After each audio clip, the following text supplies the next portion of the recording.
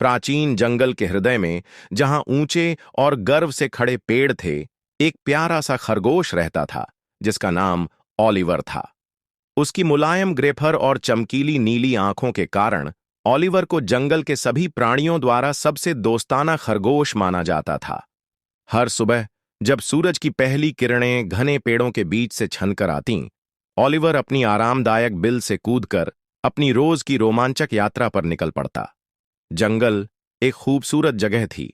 हरे भरे पेड़ों की चादर में रंग बिरंगे जंगली फूलों की खूबसूरती बिखरी हुई थी।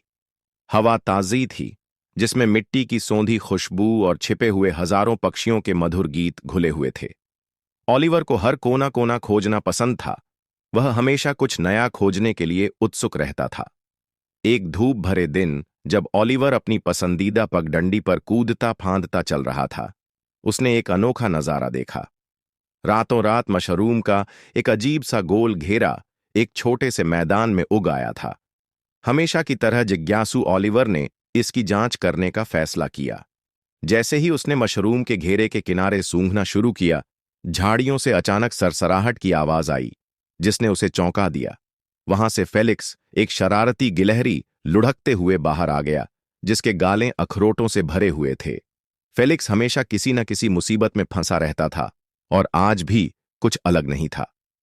देखकर चलो, ओलिवर, फेलिक्स हंसते हुए बोला, खुद को संभालते हुए खड़ा हुआ। मैंने सोचा तुम कोई डरावनी चीज हो, जैसे लोमड़ी। ओह फेलिक्स, ओलिवर ने आह भरते हुए कहा, तुम हमेशा जल्दबाजी में नतीजे पर पहुंच जाते हो। दोनों हंसने लगे और फिर साथ में आगे बढ़ गए। जंगल के और गहराई में जाते हुए वे हिरणों के एक झुंड से मिले, जिसका नेतृत्व बुद्धिमान वृद्ध हिरणी एलारा कर रही थी। हिरण एक क्रिस्टल जैसी साफ पानी वाली धारा से पानी पी रहे थे, जो पेड़ों के बीच से बह रही थी। एलारा ने बड़े ही शांत भाव से ओलिवर और फेलिक्स को देखकर सिर हिलाया। नमस्ते ओलिवर, फेलिक्स, उसने एक शांत मुस्कान के साथ उनका अभिवादन किया। क्या तुम दोनों ने जादुई मशरूम के घेरे की कहानी सुनी है?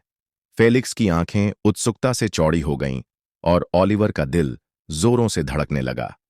जादुई मशरूम का घेरा? दोनों ने एक साथ कहा।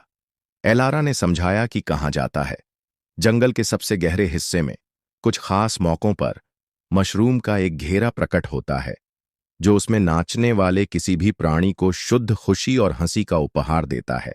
इस कहानी से उत्साहित होकर ओलिवर की मूंछें खुशी से फड़कने लगीं।